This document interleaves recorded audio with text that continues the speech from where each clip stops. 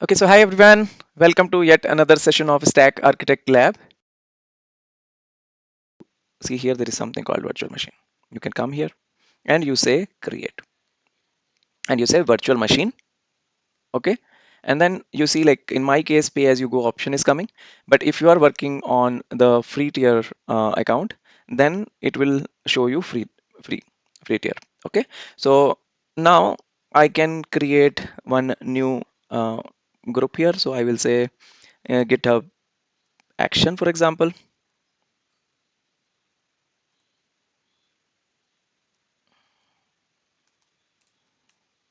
Okay. And then I say that, okay, what should be the virtual machine? I'm giving some virtual machine name, availability zone, whatever is coming, it's fine. And you see self selected zones is coming. Here you see that no infrastructure redundancy required option is coming, availability zone is coming, virtual machine scale set means auto scaling is there, availability set is there. We don't need anything. Okay, we don't need for this demo any redundancy to save the cost. So we will put it like this and keep checking this right side. You will see the costing also here. You see estimated monthly cost, it will show you here on the right side. Okay, trusted launch virtual machine, which is the security type. So we say we don't want security related things also here, so that's perfectly fine. And here the version, whatever version you want to select, you can select. But generally what I prefer is I take 22.04, which is n minus 1. In organizations also we generally do that thing, that it should be we want that some stable version of operating system. So whatever is there in the market, okay, we call it as a n, and then n minus 1 means, like here if you see it is 24.04, but now I will take n minus 1, which is 22.04. Okay, now if you see here the size here, you see like this is the smallest one in which I will get the 1 CPU core and 1 GB RAM. Okay, so I will take this and the amount is 631. And if you see the other type of shapes and sizes here, standard D2 V3 with 2 CPU core and 8 GB RAM is 5830. Then if you see 4 CPU core and 16 GB RAM, 11660. 2 CPU core with 16 GB, it is different from this one, second one. Okay, so I will choose this one only. Now, if you see here, this is saying authentication type. So I will pick the SSH public key here.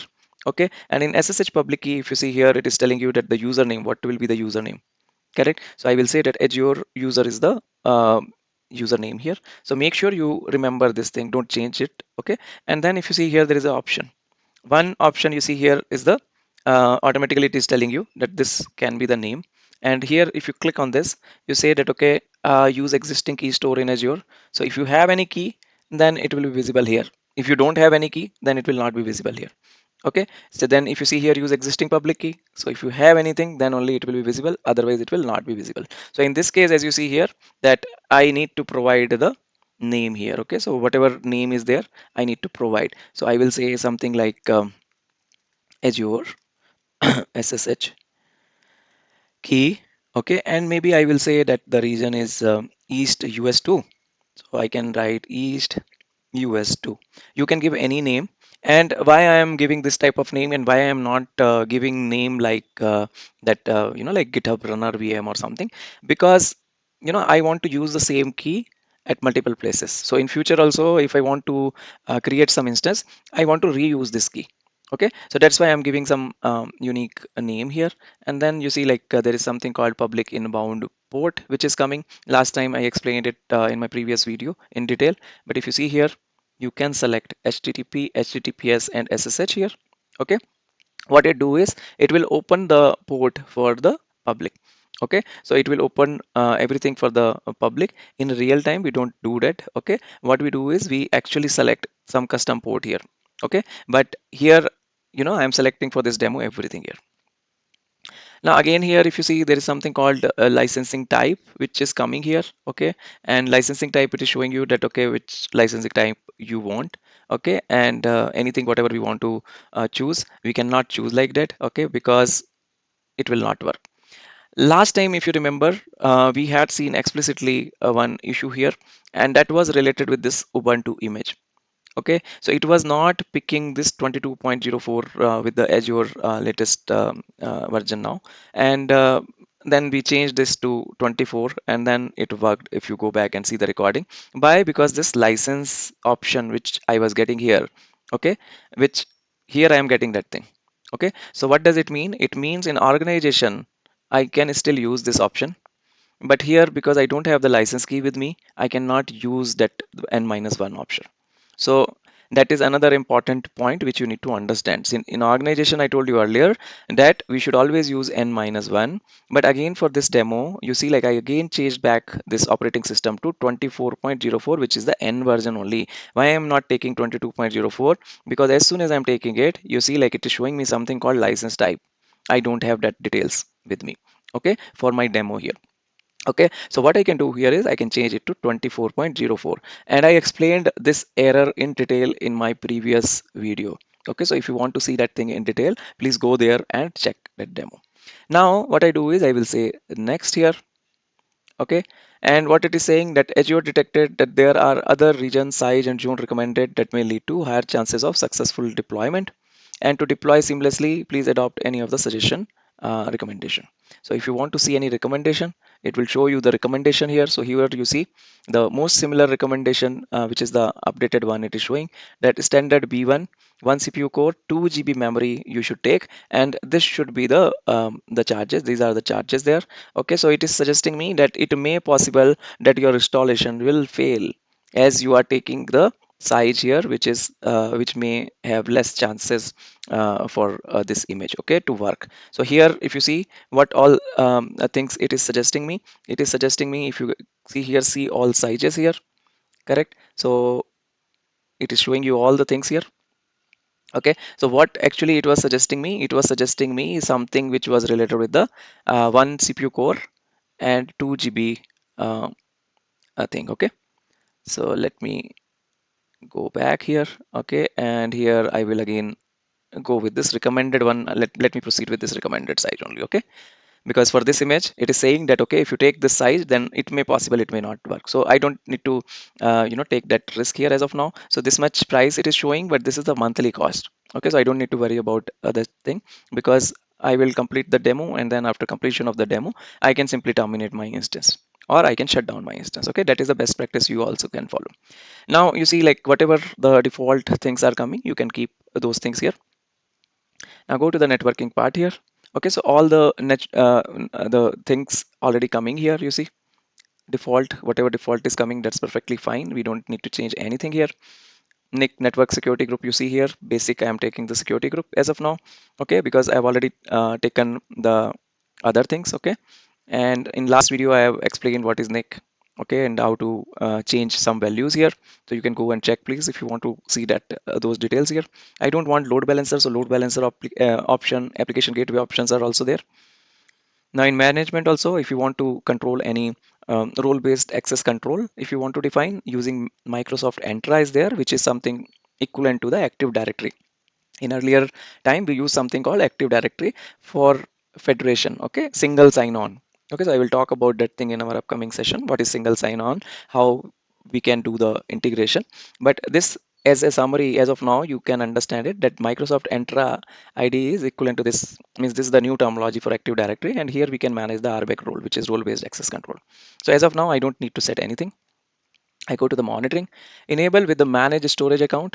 Okay, means boot diagnostic and other things. Some minimal monitoring if it is happening, it's good. Here it is saying enable recommended alert rule. I don't want to do that because it can be costly. So I don't want to do. So if you see here, here you see like complete bill, it is showing you.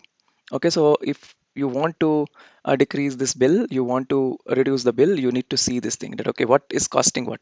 So VM outbound data transfer is this much, estimated transfer is this much. Okay, so public IP is this much, correct, and that is the cost. So again let me go back to, so if I'm saying that okay, networking is a problem here. Okay, so what you can do here is you can come here, you can say that okay, NIC security group, none I want, correct.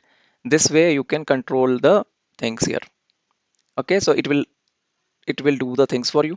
Similarly, if you see here, enable accelerated networking option is there. Okay, so if I remove that thing, okay, just give me a minute, you can remove that also, so don't worry about this will get refreshed here. Okay, so then if you see here, all these options, you say that okay, which one I want, which one I don't want, and again it will calculate all the pricing here for you. Then this is the advanced option where you can write the scripts here. Okay, and anything if you want to write, you can write that scripts here. Then if you see some tag, if you want to give, you say that okay, a name of the machine is, say for example, Azure self, hosted agent. Okay, this is my machine name, for example. Then I will say review and create. And in that review and create option, I can check that what exactly things are there. So here, so here it is showing the validation passed, and it was showing me that ports are open. Okay, end-to-end port you have opened. So that also I can see here. So that also I can see, and based on that I can take the corrective action. So here it is suggesting me to download the private key and create the resource. So I will press this download private key button, and then I will proceed to the next step. So I have downloaded the key, and now the deployment is complete, as you can see here. Now this is how it look like. Okay, so if I want to connect to this machine,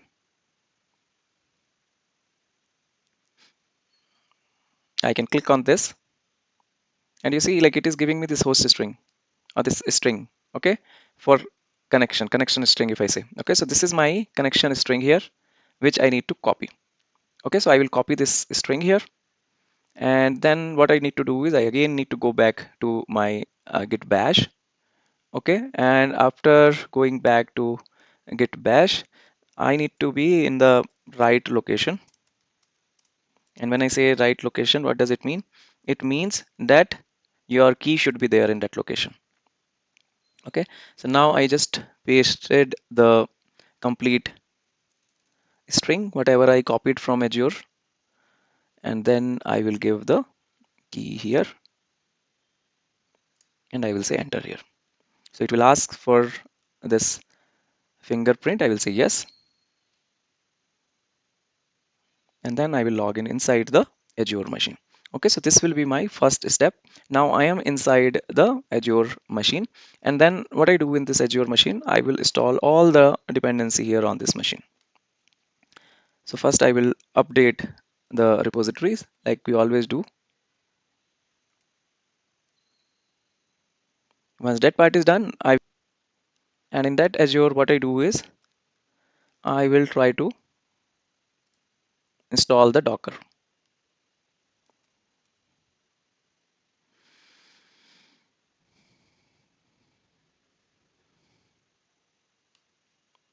I will start it. Okay, and then I will enable it also. Write the complete username here. Okay, so that I will do.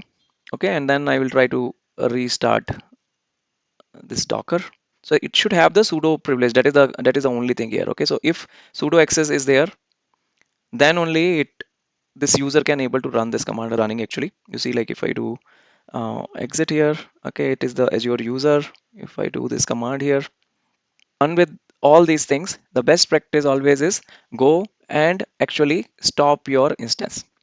Okay, so make sure you stop this VM whenever you are not using it. Okay, so it is not that you keep it running. So if you are doing this demo, for example, okay, and one option is you can directly stop this, okay, after the use.